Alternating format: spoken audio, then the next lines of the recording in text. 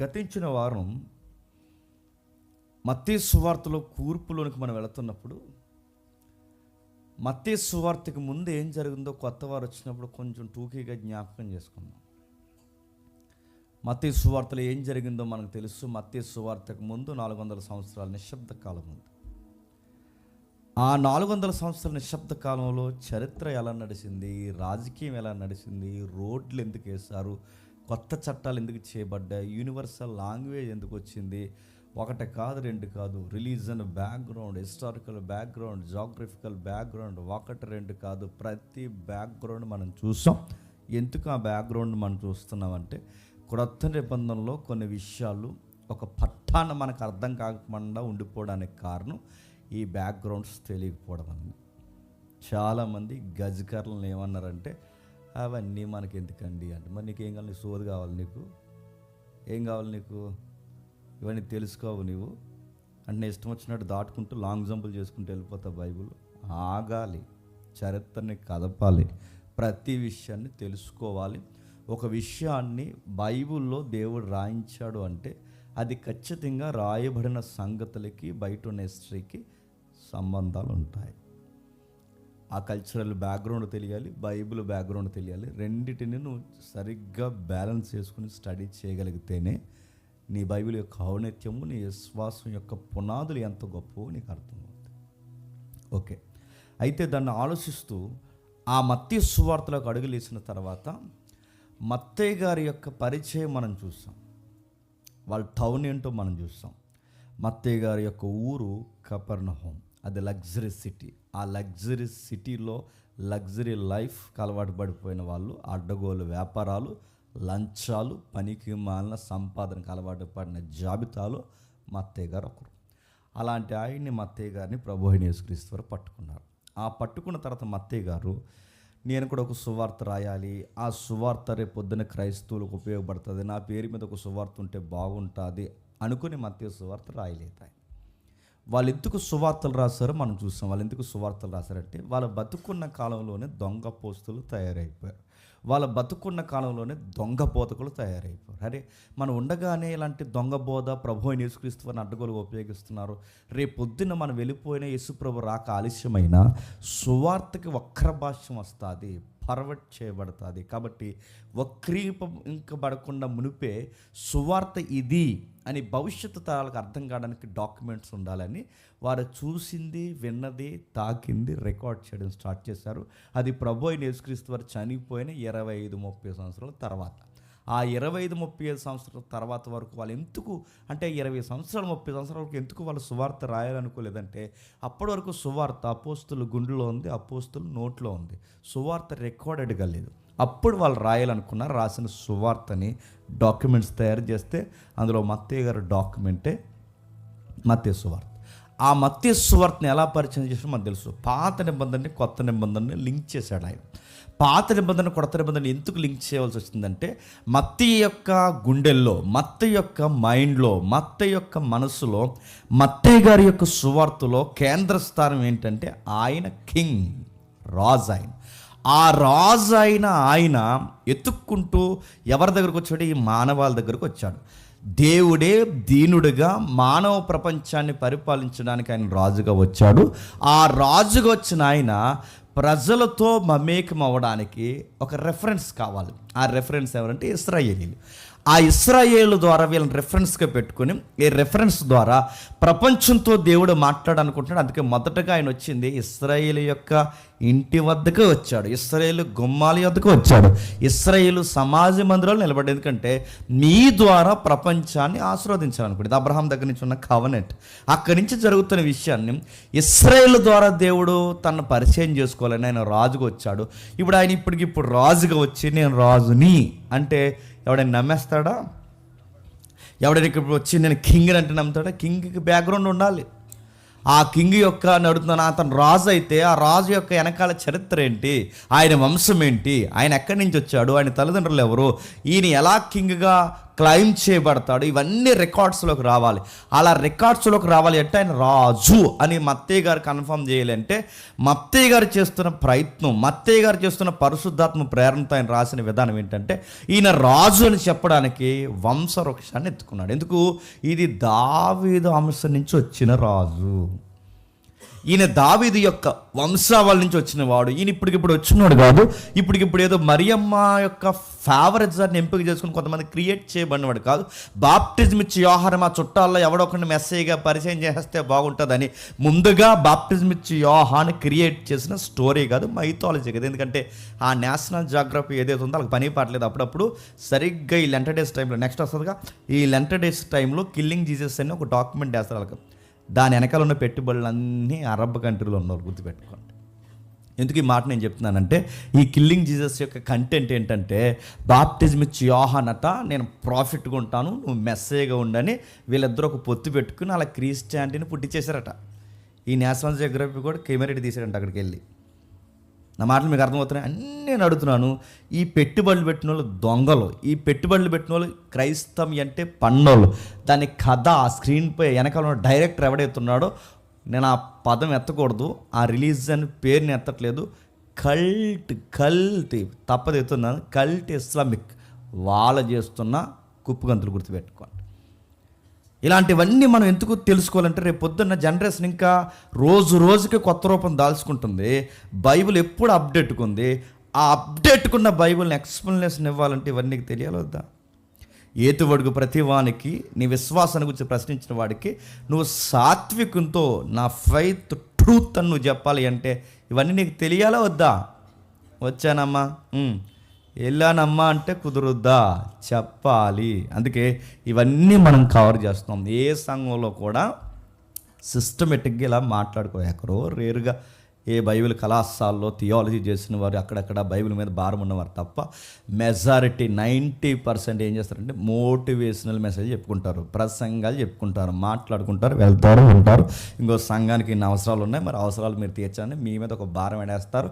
ఆరు మీరు ఏం చేస్తారంటే కిడ్నీయో ఏదో అమ్మేసి మీరు ఇచ్చేస్తారు. అవి ఇప్పుడు జరుగుతున్న సంఘాలు. అందుకే నేను రాను ఏం చేస్తానంటే ఈ స్థలం కొనేస్తాను, ఆ స్థలం కొనేస్తాను, ఆ స్థలం కొనేస్తాను, నాకు అసలు సిగ్గుండా దీని స్థలాలు కొనేస్తాను, మీరు ఇచ్చేస్తుంటారు కదా. చెప్పండి. ఇది అడుగుతున్నాను. సామ్రాజ్యాలు విస్తరింపజేసుకునే సంఘాలు ఉన్నాయి. అది కాదు సంఘం అంటే. సిస్టమేటిక్గా బైబిల్ నేర్చుకోవాలి. నేను 60 ఏళ్ళు బతుకుంటే 60 ఏళ్ళు లోపు ఒక న్యూ టెస్టిమెంట్ అయిపోవాలి. 60 ఏళ్ళ లోపు ఈ పులిపేట మీద నిలబడి మాట్లాడుతున్నప్పుడు ఓల్డ్ టెస్టిమెంట్ని ఎంతో కొంత నేను కవర్ చేయాలి. ఇది కదా క్రమానుగతంగా మాట్లాడుకోవడం అంటే, ఇది కదా రైట్ టీచింగ్ అంటే, ఇది కదా సిస్టమేటిక్గా మాట్లాడుకునే ప్రసంగాల తీరంటే, ఇది కదా అధ్యాయం వెనకాల అధ్యాయం, సూత్రం వెనకాల సూత్రం, వచనం వెనకాల వచనం, పదాల వెనకాల పదాలు. ఇదేంటో మాట్లాడే తరాలు లేవు గనకే 25 ఏళ్ళు సంఘానికి వెళ్ళిన ఒక వచనం సంగతి ఏంటని ఎవడైనా రోడ్డు మీద నిలబడి మాట్లాడితే నిలబడిన 25 ఏళ్ళు సంఘానికి వచ్చిన ఈ విశ్వాసం ఏమంటాడంటే మా పాస్టర్ గారిని అడిగి చెప్తా అన్నాడంట. 20 సంవత్సరాలు నువ్వు సంఘానికి వెళ్ళి ఎవడో దిక్కుమాలం క్వశ్చన్ అడిగితే ఆ క్వశ్చన్కి నువ్వు ఇస్తున్న ఆన్సర్ ఏంటంటే మా పాస్టర్ గారు అని చెప్పి. మరి 25 ఏళ్ళు ఏమి ఎరగదీసావు? ఆ బెంచి ఎరగొట్టేసి ఇక్కడికి వచ్చి మాకు ఆ ఫ్యాన్ బేరింగ్లు పోయినాయి కానీ నీకు మాత్రం ఒక ముక్క రాలేదు. నీకు నడుతుంది ఏ 25 ఏళ్ళు. అందుకే నేర్చుకుందాం, సిస్టమేటిక్గా నేర్చుకుందాం. మీకు ఏదైనా అర్థం కాకపోతే అడగండి, మీకు అర్థమయ్యేంత వరకు ఇక్కడ నిలబడి మేము తెల్లవారులైనా మాట్లాడతాం. మమ్మల్ని పిలిచిన దేవుడు మా పని ఏంటో మాకు నేర్పించాడు కనుక మాకు నేర్పించిన దేవుడు మా ద్వారా మీకు నేర్పిస్తాడు. ఓకే, ఏం జరుగుతుంది? ఆ మత్తయి గారు పరిచయం చేశాడు. ఆ పరిచయం చేసిన ఆయన పాత నిబంధనకి కొత్త నిబంధనకి జీనియాలజీని లింక్ చేశాడు, వంశవృక్షాన్ని లింక్ చేశాడు, బ్లడ్ రిలేషన్ పెట్టాడు. అది ఎలా లింక్ అవుతుంది అన్నది మొదటి అధ్యాయం రాశాడు. నిజానికి ఆ మొదటి అధ్యాయాన్ని అలా బౌండరీస్లో లేకపోతే అవుట్స్కట్స్లో అలా చూసి మనం వెళ్ళిపోవచ్చు టూకీగా. కానీ నా మనసుకు అలా ఎలా అనిపించలేదు. ఆగి దాని సంగతి ఏంటో తేల్చి ఎలా అనిపిస్తుంది. ఎందుకంటే ఆ ఒక్క మొదటి అధ్యాయాన్ని మీరు జాగ్రత్తగా కవర్ చేస్తే మళ్ళీ నేను చెప్తున్నాను, ఓల్డ్ టెస్టిమెంట్ మీద చాలా గ్రిప్ వచ్చేస్తుంది. మీరు ఓపిక్గా నోట్స్ మెయింటైన్ చేస్తే మీకు ఎప్పుడైనా డౌట్ వస్తే అలా తిరగేయండి. అదేంటని అంతే టక్కన మీకు ఆన్సర్ దొరుకుతుంది. ఎందుకంటే నేను మత్తయి సువార్త ఎప్పుడో మా ఊర్లో చెప్పాను, జస్ట్ 9 వచనాలు. ఆ 9 వచనాలు చెప్పడానికి నేను ఓల్డ్ టెస్టమెంట్తో పడిన కుస్తీ అంతా ఇంత కాదు. అది చదివినప్పుడు, అది చెప్పినప్పుడే నాకు పాత నిబంధన మీద చాలా గ్రిప్ వచ్చింది. మీకు కూడా వస్తుంది. ఓపికగా వినండి. వీలైతే నోట్స్ మెయింటైన్ చేయండి. ఒకవేళ మెయింటైన్ చేయమని మళ్ళీ అనుకుంటారా, కనీసం ఆ ప్లేలిస్ట్ ఎక్కడుందో ఒకసారి అలా జాగ్రత్తగా పెట్టుకుని ఆఫ్లైన్ ఆన్లైన్లో డౌన్లోడ్ చేసి పెట్టుకోండి. ఉపయోగపడుతుంది. సీరియస్ చెప్తుంది. ఇప్పుడు కాకపోతే రేపైనా ఉపయోగపడుతుంది. అయితే ఈ రాయబడిన సంగతులు మనం అలా ముందుకెళ్తుంటే అబ్రహాం ఏంటో చూస్తాం, అబ్రహాం నుంచి ఇస్సాకు ఏంటో చూస్తాం, ఇస్సాకు నుంచి బాగా అబ్రహాంకి ఇస్సాకుకి మధ్యస్థంగా దావీదు ఏంటో చూస్తాం, దావీదు బ్యాక్గ్రౌండ్ ఏంటో చూస్తాం. ఇప్పుడు అబ్రహాం గారి దగ్గర నుంచి మనం కిందికి దిగితే ఆ మత్తయి సువార్త 1వ అధ్యాయం 1వ వచనం నుంచి జరుగుతుంది. ఒకసారి చూద్దాం. 1వ అధ్యాయం. అబ్రహాము కుమారుడగు దావీదు కుమారుని యేసుక్రీస్తు వారి వంశావళి. అబ్రహాము ఇస్సాకుని కనెను, ఇస్సాకు యాకోబుని కన్ను. అక్కడ ఆగాం. అబ్రహాం ఏంటో చూస్తాం, అబ్రహాం ఎలా వచ్చాడో చూస్తాం, అబ్రహాం బ్యాక్గ్రౌండ్ ఏంటో చూస్తాం, అబ్రహాం పేరెంట్స్ ఏంటో చూస్తాం, వాళ్ళ ఫెయిత్ ఏంటో చూస్తాం. అలాంటి టైంలో అబ్రహాం ఎలా పిలువబడ్డాడో చూస్తాం, ఆయన జాగ్రఫీ చూస్తాం, ఆయన ఊరేటో చూస్తాం, ఆయన టేస్ట్ ఏంటో చూస్తాం, వాళ్ళ భార్య ఏంటో చూస్తాం. ఒకటేంటి, చాలా వరకు ఆ విషయాలు మనం కవర్ చేసాం. ఇక రెండోది ఏం చూస్తాం, అసలు ఇస్సాక్ గారు అంటే ఎవరు, ఎలాంటి టైంలో పుట్టారు. అబ్రహాం గారి యొక్క గారాల కొడుకు, వాగ్దాన పుత్రుడే ఇస్సాక్ గారు. ఇస్సాక్ గారు సైడ్ నుండి కూడా చూస్తాం. ఇస్సాక్ గారు ఏం జరిగింది, ఇస్సాక్ గారు తండ్రికి విధేయత కలిగిన వాడు. ఎంత విధేయత కలిగిన వాడు అంటే ప్రాణాలైన తండ్రి కొరకు ఇచ్చేస్తాడు. గమ్మత్తడి చెప్పనా, కేవలం తండ్రికి విధేయత చూపించడానికి బలిపేట మీదకి ఎక్కలేదు, కానీ ఇస్సాక్ గారికి దేవుడు అంటే చాలా భయం. నేను మళ్ళీ ఇవన్నీ ఎందుకు చెప్పగలసి వస్తుందంటే మా పనులు పని చేయక తన రివ్యూ ఒకటి 2 నిమిషాలు చేస్తే పని అయిపోను, అందుకే చెప్పాల్సి వస్తుంది. మీకు ఏం చెప్పకపోతే మధ్యలో వచ్చి తమిళ సినిమా చూసినట్టు ఉండదు మీకు. అందుకే నేను ఎవరెత్తున్నాను అంటే మీరు సినిమాలు చూస్తారు, అంతా వదిలేసి అడుగుతారు మళ్ళీ. అదే ఎగ్జాంపుల్ చెప్పాం, మేము తమిళం చూడం, ఇంగ్లీష్ చూడం, ఏం చూడం, మీరు మమ్మల్ని చూడండి చాలు. అయితే ఏదైతే మనం చూస్తున్నాం మీరు చూడండి.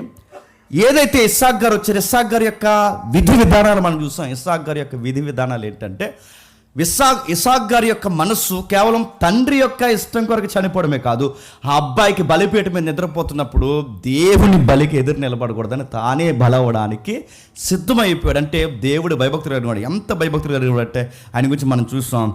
ఆయన భయభక్తులు ఎవరితో గొడవలు పెట్టుకోవడం, ఆయన విజనాల్లో ఒకటే, బతికినంత కాలం దేవుని కోసం నమ్మకంగా బతికి వెళ్ళిపోవాలి. ఎవరితో ఆడితీడితో గొడవలు పెట్టుకోవడం ఆయనకు అంత పెద్ద ఇష్టం ఏమీ లేదు. ఆయన ఎక్కడుంటే అక్కడ నీరు వచ్చింది, ఆ బావులు మూసారు, అవి మూసారు, ప్రాపర్టీ అయినా వదిలేసుకున్నాడు, కానీ కయ్యానికి కాలు దువ్వలేదు. పోతే మన దగ్గర రూపాయి పోవాలి తప్ప ఎవరి రూపాయి మన దగ్గర ఉండడానికి వీల్లేదు. అది ఆయన మైండ్ సెట్. ఎవరి మైండ్ సెట్ చెప్పండి? ఇస్సాక్ గారిది. ఆ తర్వాత ఇస్సాక్ గారు ఏం జరిగింది తెలుసు. ఆ ఇస్సాక్ గారికి వయసు అవుతున్నప్పుడు, తన భార్యకి కూడా వయసు అవుతున్నప్పుడు వాళ్ళకి బెంగ వచ్చింది. ఆ బెంగల్లో బాధ వచ్చింది. ఆ బాధలో ఒక విజ్ఞాపన వచ్చింది. ఆ విజ్ఞాపనలో తన భార్యని అర్థం చేసుకున్న ఉత్తమమైన భర్తగా ఏం చేశాడంటే, అయ్యా నా భార్యకి బిడ్డలు లేరు, నా భార్యకి బిడ్డలు కావాలని ప్రార్థన చేస్తే ఆ ప్రార్థనకి జవాబుగా దేవుడు ట్విన్స్ని ఇచ్చాడు. ఆ ఎప్పుడైతే గుర్తుపెట్టుకోండి, ఆ ఇద్దరు ఎవరైతే ఉన్నారో ఆ ఇద్దరిలో ఒక ఆయన మన కథానాయకుడు ఇక్కడ యాకోబు గారు. ఆ యాకోబు గారి లైఫ్ స్టైల్ చూస్తాం. యాకోబు గారిని దేవుడు ఎంపిక చేశాడు. ఆయన చరిత్ర ఎలా ప్రారంభమైందో చూస్తాం.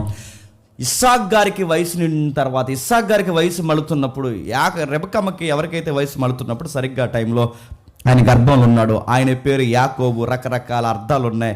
యాకోబు అంటే పోరాట యోధుడు, యాకోబు అనగానే పట్టుకునేవాడు, యాకోబు అంటే మడుము పట్టుకుని, యాకోబు అంటే మోసగాడు, యాకోబు అంటే దేవుడు బహుమానం, రకరకాలు. యాకోబు, జాకోబు, జేమ్స్ రకరకాలు పిలుస్తారు. ఇవన్నీ ఏవి ఆయన యొక్క పర్యాయ పదాల్లో కనబడుతున్న పేర్లు. ఆయన ప్రారంభం చూస్తాం. ఆ చూస్తున్నప్పుడు దేవుడు వాగ్దానాలు ఇస్తున్నాడు. ఎలాంటి వాగ్దానాలు ఇస్తున్నాడంటే, అబ్రహాం గారికి ఎలాంటి వాగ్దానం ఇచ్చాడో సేమ్ మళ్ళీ యాకోబుకి అదే వాగ్దానం ఇస్తున్నాడు. ఇచ్చాడు కాదు, దాన్ని కొనసాగిస్తున్నాడు. అబ్రహాంకి ఇచ్చింది ఏంటి? సమస్త వంశములు నీ ద్వారా ఆశ్రయిస్తాను. సేమ్ మాట మళ్ళీ ఎవరికి చెప్తున్నాడు? ఇస్సాక్ గారికి చెప్తున్నాడు. ఇస్సాక్ నుంచి మళ్ళీ ఎవరికి చెప్తున్నాడు? యాకోబు. అంటే ఆ కవనెంట్ కంటిన్యూ అవుతుంది చూడండి. ఎందుకు దాన్ని కంటిన్యూ చేస్తున్నాడు? అబ్రహాం గారికి ఏదైతే చెప్పాడో అది చెప్పాడు. బ్లెస్సింగ్ కోసం మాట మనం చూస్తాం. ఆ పోయిన వారం దేశము, సంతానము, ఆశీర్వాదం, ఈ 3 పాయింట్స్ మీదే అబ్రహాం దగ్గర నుంచి మనకు కంటిన్యూ అవుద్ది. ఈ 3 పాయింట్స్ మీద మీరు చూడండి. Land, seed, blessing. నీ నుంచి విత్తనాలు ఉద్భవిస్తాయి, నీ నుంచి ఇదిగో ఫలభరితమైన కార్యములు జరుగుతాయి. ఇవన్నీ చెప్పుకొచ్చాడు. అబ్రహాంని ఎలా బ్లెస్ చేసిన తర్వాత, అబ్రహాం ద్వారా దేవుడు గొప్ప కార్యాలు చేస్తానని దేవుడు మాట ఇచ్చిన దేవుడు నీ ద్వారా కూడా అదే చేయబోతున్నాడని గర్భంతో ఉన్న తల్లి టెన్షన్ అయిపోతుంది. లోపల ఏం జరుగుతుందో ఆ రోజుల్లో తెలుసుకోవడానికి స్కానింగ్ మిషన్ లేవు, నర్సింగ్ డిపార్ట్మెంట్ లేదు, ఎవరు చెప్పలేడు, మెడికల్ నాలెడ్జ్ అంత లేదు కనుక దేవుడి దగ్గరికి పోయి ఏం జరుగుతుందో నాకు అర్థం కావట్లేదు ప్రభువా ఏంటని సంగతి అడిగితే దేవుడు గుడ్ న్యూస్ చెప్పాడు.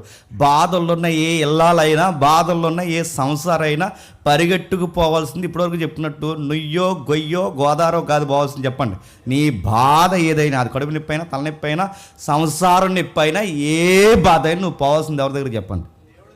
దేవుడి దగ్గరకు పోవాలి, ఆయనకి చెప్పుకోవాలి. ఆయనకి చెప్తే ఖచ్చితంగా నీ ప్రార్థనకి గుడ్ న్యూస్ ఇస్తాడు, తగిన శుభ సమాధానం ఆయన చెప్తాడు. చెప్పాడు, అమ్మ నువ్వేం కంగారకు. ఆ వార్త ఏంటంటే 2 నేషన్స్ నీ లైఫ్లో ఉన్నాయి. నీ గర్భంలో 2 జనాంగాలు ఉన్నాయి. 2 జనాంగాలు అమ్మ గుర్తుపెట్టుకో. ఆ జనాంగంలో పెద్ద జనాంగం చిన్న జనాంగానికి దాసుడు అవుతాడు. పెద్దోడు చిన్నోడు అవుతాడు, చిన్నోడు పెద్దోడు అవుతాడు. కానీ చిన్నోడు జాగ్రత్త, వాడు నా విజన్లో ఉన్నోడు అన్నాడు. ఆ విజన్లో ఉన్న ఆయనే యాకోబు గారు. ఆ తర్వాత యాకోబు మన స్టోరీ చూస్తాం.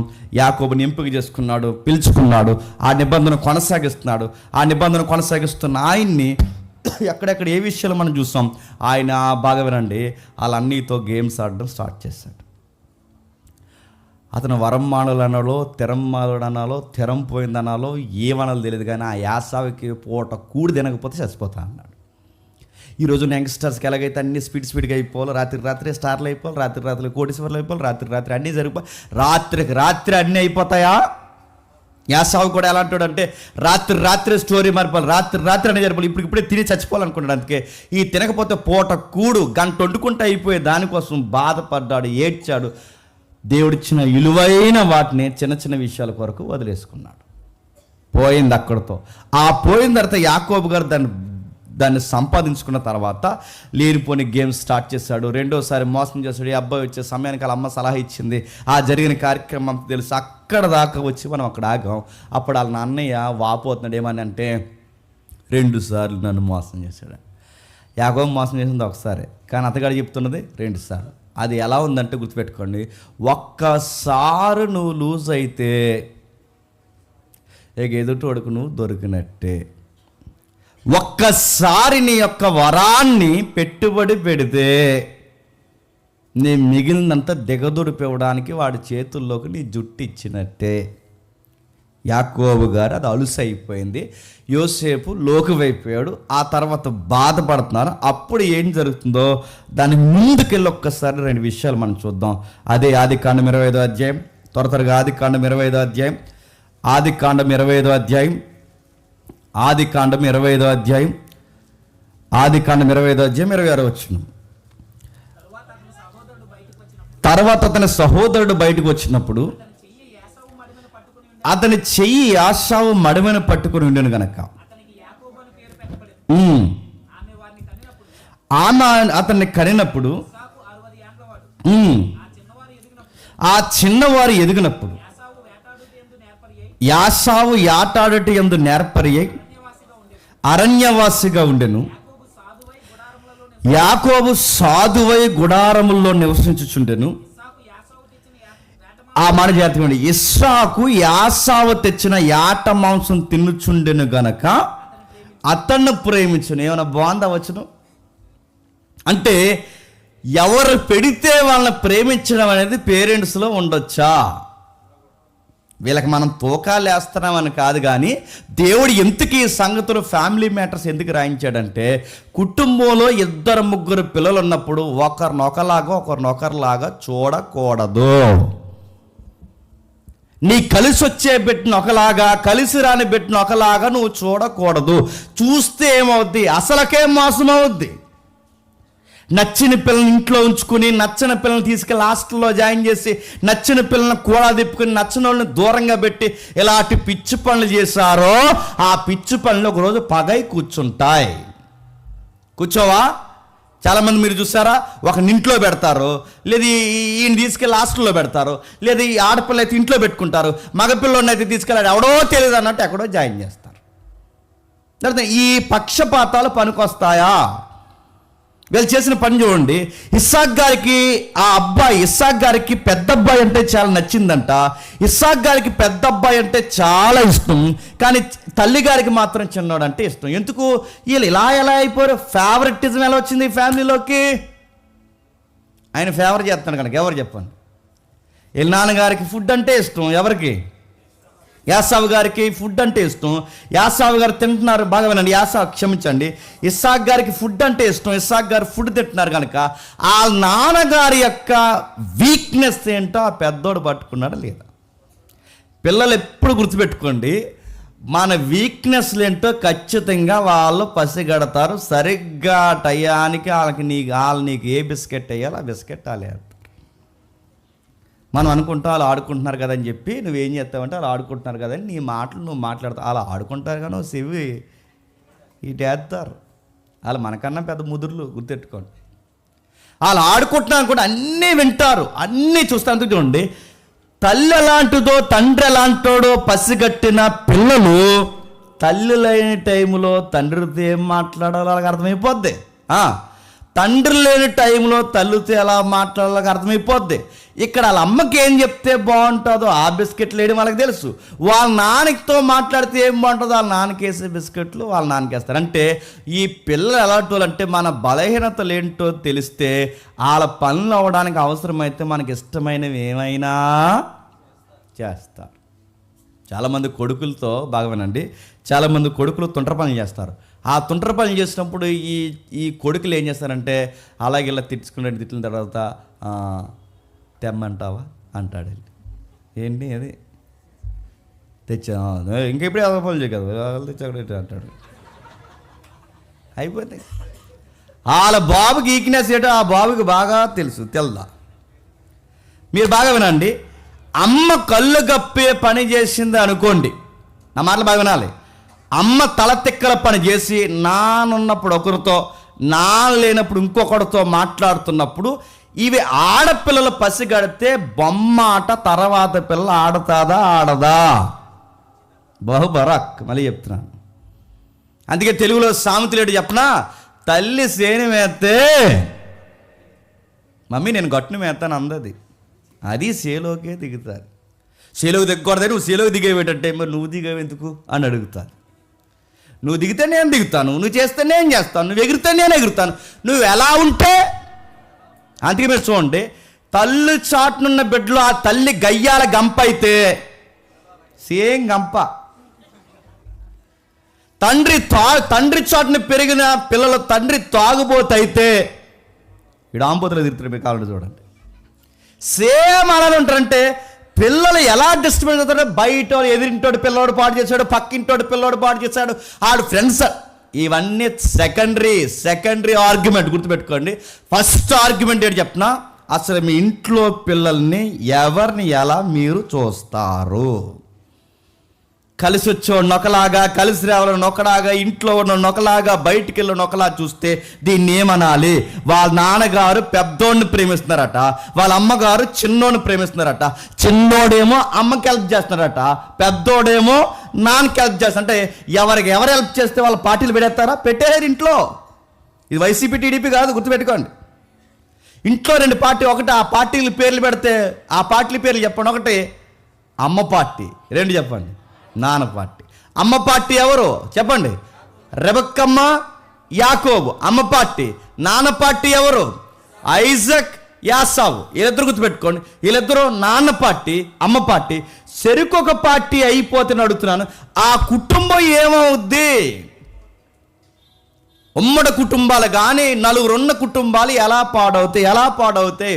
ఈ తిరమలేని ఫేవరెటిజం కుటుంబాల్లో ఏడిస్తే పాడవుతాయి. అప్పుడప్పుడు మీరు చూసారా, ఇద్దరు పిల్లలు పుట్టినప్పుడు సడన్గా మీరు గమనించలేదు, ఇద్దరు పిల్లలు పుట్టినప్పుడు ఈ పేరెంట్స్ మైండ్ సెట్ మారుతుంటుంది. ఎందుకంటే ఈ తర్వాత అప్పటి వరకు ఇద్దరు కలిసి పెద్ద పిల్లను పెద్దోడినో ప్రేమిస్తుంటారు, సడన్గా చిన్నోళ్ళ మీద మళ్ళీపోతారు. ఎందుకంటే ఆ చిన్నోడి కోసం అందరు గొసుకొసం మాట్లాడి ఆ ముక్కచ్చు నీకులాగా ఉందమ్మా అన్నారంట, కళ్ళు కూడా నీయేనమ్మా, రంగంతా నీదేనమ్మని. కానీ ఈ తల్లి ప్రేమ ఆ పెద్దోడు మేనిచ్చి చెప్పండి, ఇవన్నీ పెద్దోడు చూడడం అనుకుంటున్నావా?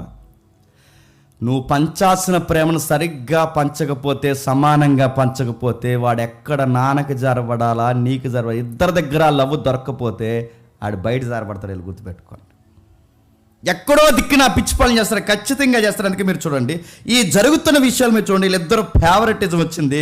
ఒకరు పెద్ద అయిన పార్టీ, రెండు తల్లిగారి పార్టీ. ఇద్దరు పార్టీలు అయితే ఏమైంది మీకు అంతా వివరించలేదు, ఎందుకంటే ఈ స్టోరీ అంతా మీకు తెలుసు కనుక. ఆ తర్వాత ఏమైందో ఒక్కసారి దాని రిజల్ట్ పరాకాష్ట ఎలా ఉందో ఒక్కసారి 27వ అధ్యాయం 47 వచ్చిండి. 27వ అధ్యాయం 41 వచ్చిండి. తన తండ్రి యాకోబుకి ఇచ్చిన దీవెన నిమిత్తము మరియు యాసావు,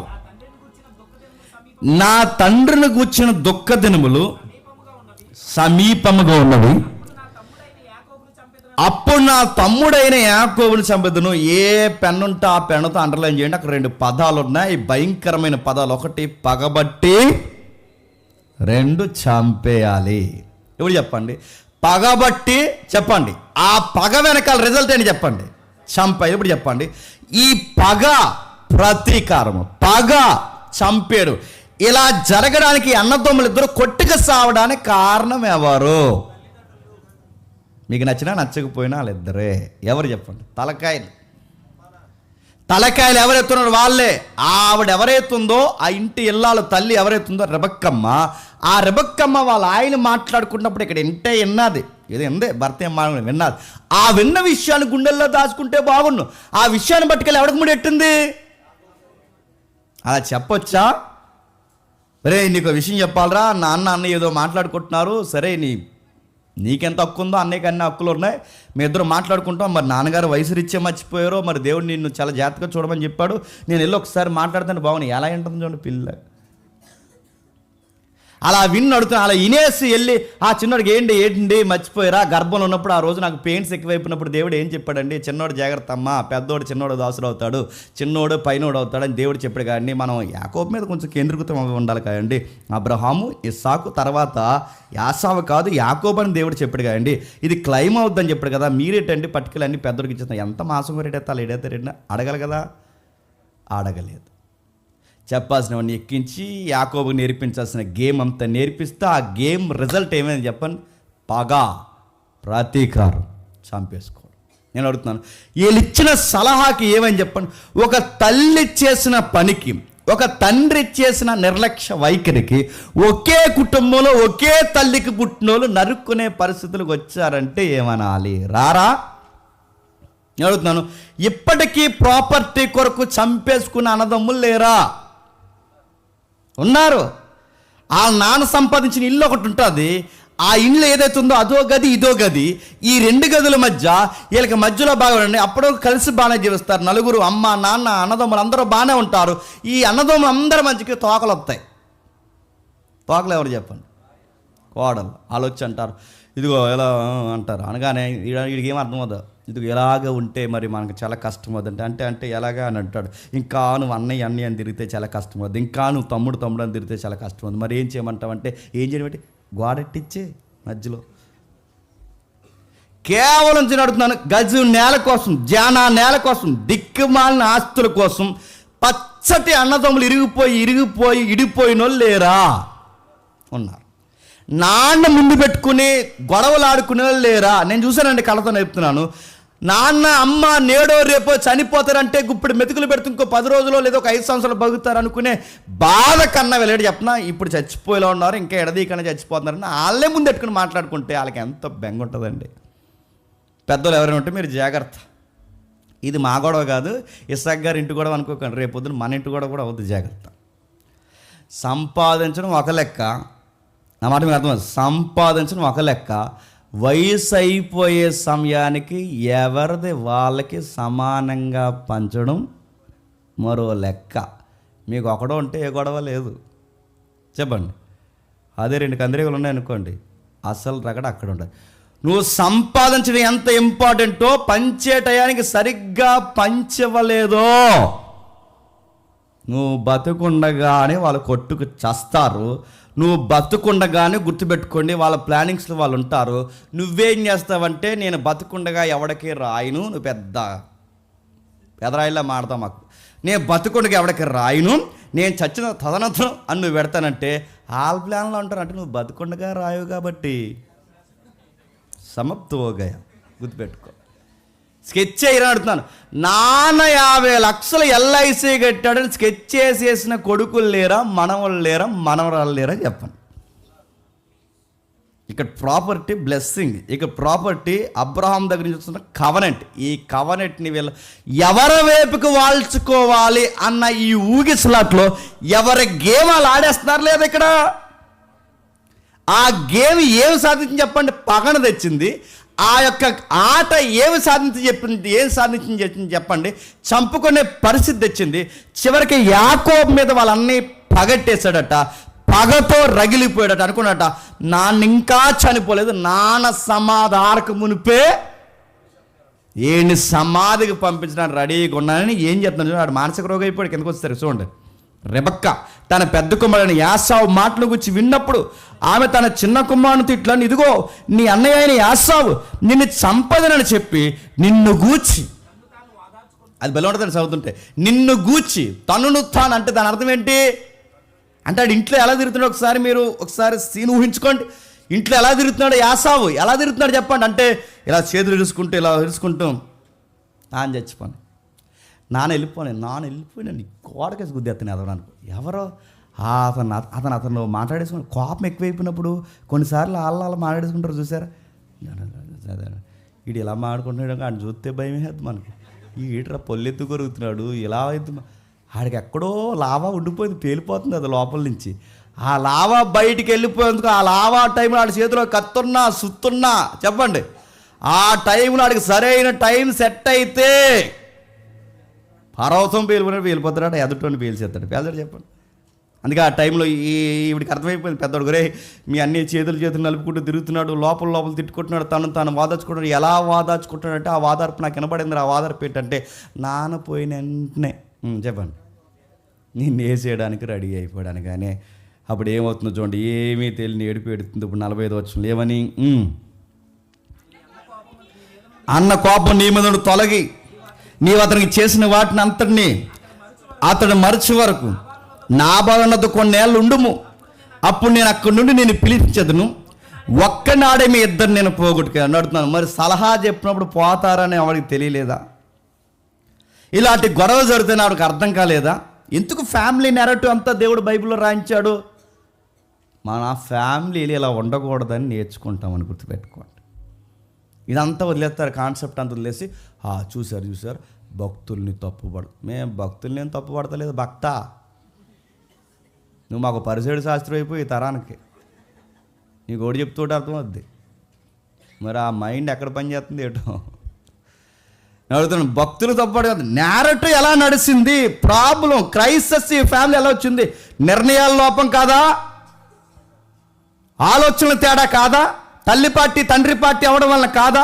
ఈ చక్కటి పచ్చని కుటుంబం ఆశీర్వాదానికి కేంద్ర స్థానంగా ఉండాల్సిన ఈ కుటుంబం ఇలా కొట్టుకు చచ్చి ఊరికొకడు, బీదికొకడు, అలా ఒకడు, ఇలా ఒకడు, తూర్పు ఒకడు, పరవుడు ఒకడు, తల్లి ఒకలాగా, కొడుకు ఒకలాగా, చిన్నాడు ఒకలాగా, పెద్దోళ్ళు ఒకలాగా, నలుగురు 4 దిక్కులకి చెదిరిపోయేంత పరిస్థితులకు ఎందుకు వచ్చాయి?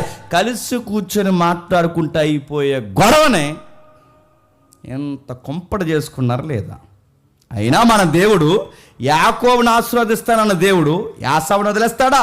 యాసావుని ఆశీర్వదిస్తానన్న దేవుడు యాకోబుని వదిలేస్తాడా? అంతకుముందు అబ్రహాం గారి టైంలో ఇస్సాకుని ఆశీర్వదించిన దేవుడు ఇస్మాయిల్ని వదిలేస్తాడా? ఈ రోజుకి ఆ సంతతినే ఈ రోజుకి ఎప్పుడు ఇచ్చిన మాట, ఈ రోజుకి ఇస్లాం కంట్రీ గల్ఫ్ ఏరియాలు బ్లెస్ చేయబడ్డాయంటే ఎప్పుడు అబ్రహాం ప్రార్థన కాదా?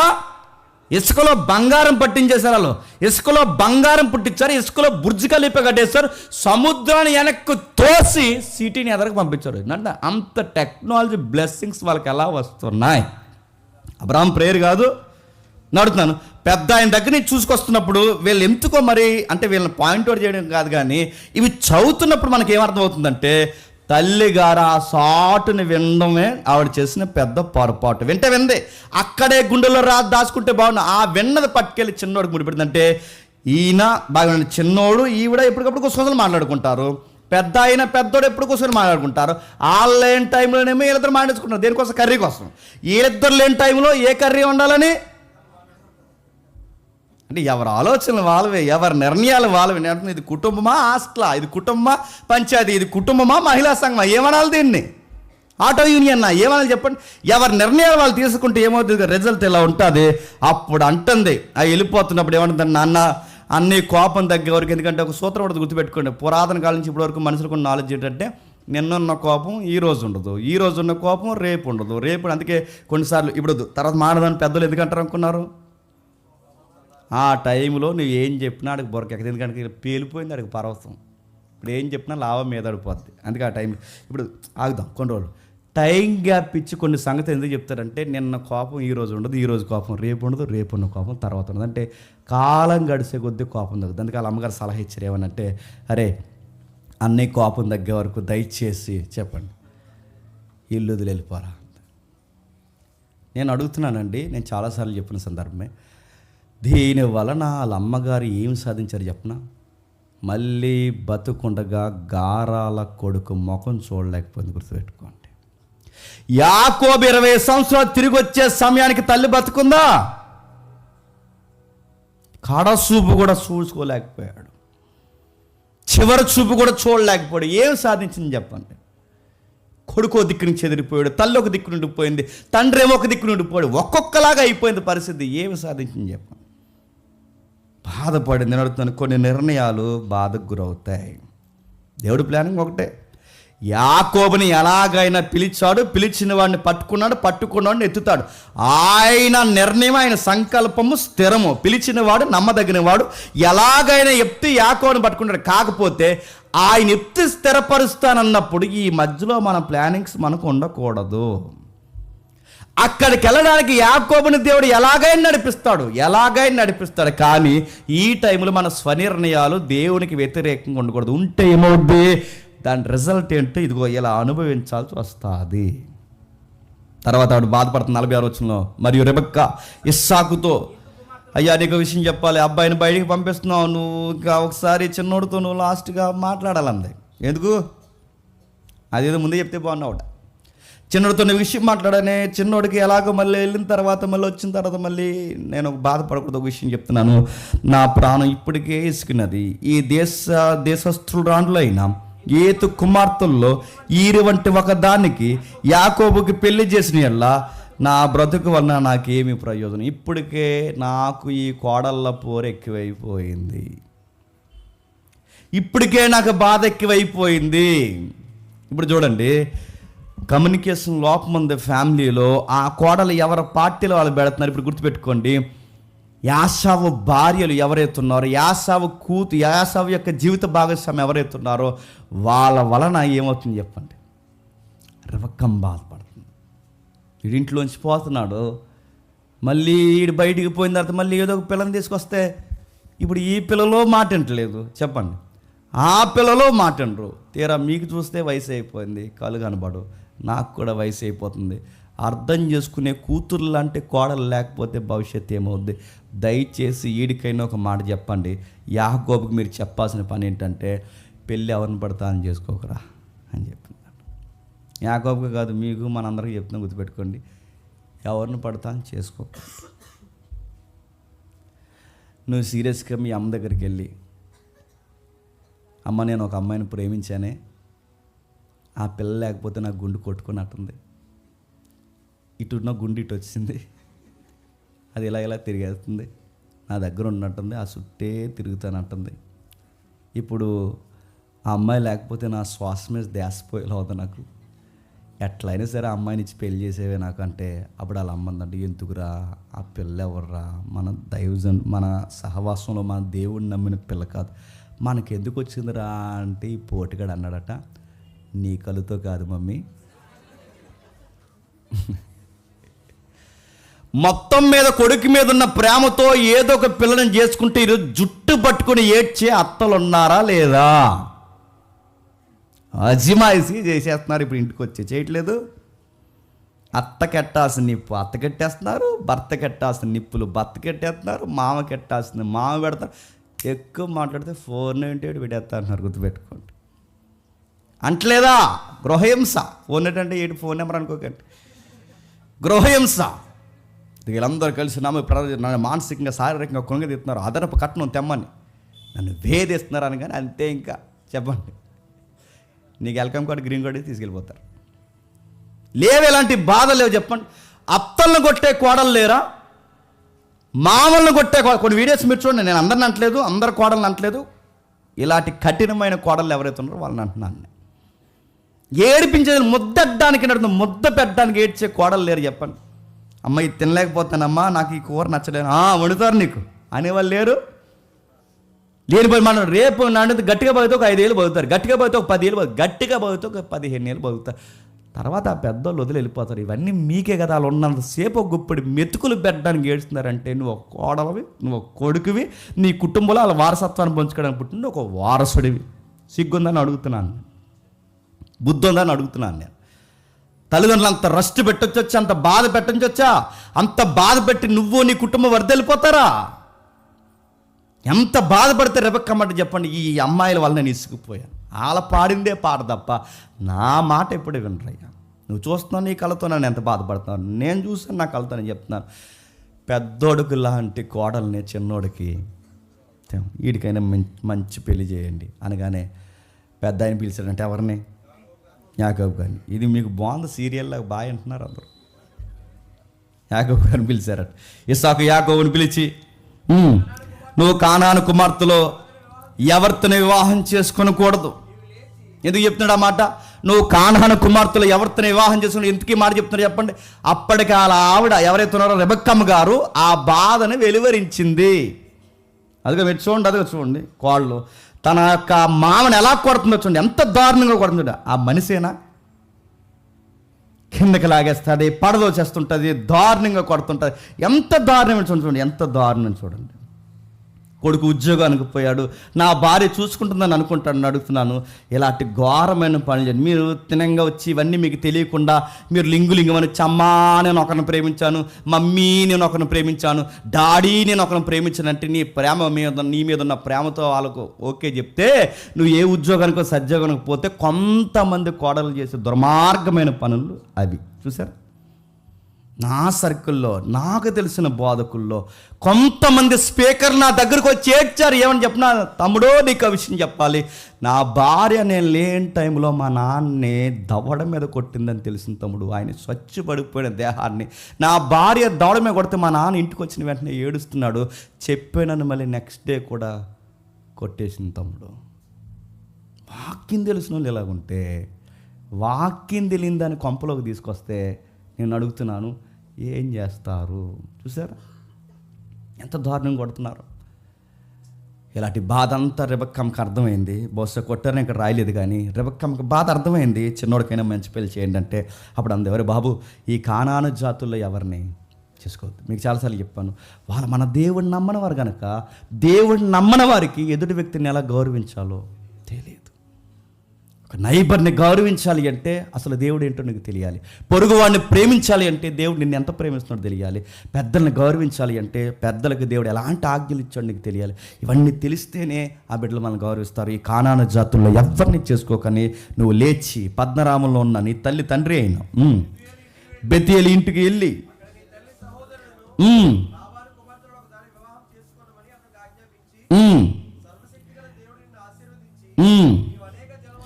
నువ్వు అనేక జనమగునట్లు నీకు సంతానాభివృద్ధి కలగజేసి నిన్ను విస్తరింపజేసి నీవు పరవశమైన దేశమునకు అనగా దేవుడు అబ్రాహాముకి ఇచ్చిన దేశమును నీకు స్వాస్యముగా చేసుకున్నట్లు ఏం చెప్తున్నాడు చెప్పండి? అబ్రాహాముకి ఇచ్చిన దేశాన్ని నీకు స్వాస్యంగా ఇస్తాడు. నీకు ఊరకే నీ మీద ప్లానింగ్స్ లేవు నాయనా. నీకు చెప్తున్నా, నా తండ్రికి ఇచ్చిన వాగ్దానం నాదయింది, నా వాగ్దానం నీదవుతుంది. దేవుడికి ఒక బిగ్ పిక్చర్ ఉంది. ఆయన యొక్క అనాది సంకల్పంలో సుదీర్ఘమైన ఆలోచన ఏంటంటే ఆయన ఒక దానికి నిబంధన చేస్తున్నాడు. ఆ నిబంధన అబ్రహాము, ఇస్సాకు, యాసావు కాదు, ఇప్పుడు నీవే యాకోబువి. ఆయన ప్లానింగ్ సరిగ్గా అనుకున్న సమయానికి జరగాలి అంటే నీ లైఫ్లో తీసుకున్న నిర్ణయాలు కూడా జాగ్రత్త నాయన. అంటే దేవుడు ప్రతి ఒక్కరు గుర్తుపెట్టుకుని నీ మీద నా మీద అందరి మీద కొన్ని ప్లాన్స్ ఉంటాయి. ఆయనకి ఏ సంవత్సరంలో ఏం జరగాలో ఆయన అన్ని ప్రతి దాన్ని సిద్ధపరచుంటాడు. ఆ సమయానికి అది జరగకుండా ఆలస్యం అవుతుందంటే ఈ లోపు ఆయన నిర్ణయానికి వ్యతిరేకంగా నీ నిర్ణయాలు ఏవో అడ్డొచ్చాయన్నమాట. దేవుడిని కొన్ని దాసి ఉంచుతాడు, అవి నెరవేరకుండా ఆగిపోతున్నాయి. అంటే ఎందుకు ఆగుతున్నాయి?